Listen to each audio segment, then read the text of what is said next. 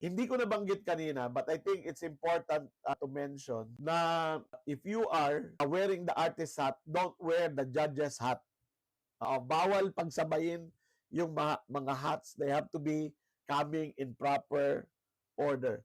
So iba po ito doon sa six thinking hats ni Edward de Bono because that's lateral thinking. This is sequenced, no? So artist hat muna. So ano ang mga pwede nating gawin in wearing our as artist hat, no? So ideation, exploring ideas, generate ideas that answer the challenge questions.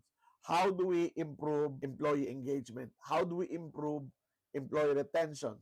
So don't just generate answers from yourself. Solicit answers from different people, no? Defer or suspend judgment. Oo. Kay ang isang kalaban ng creativity ay yung leader na mabilis mag-reject ng ideas ng iba. Okay?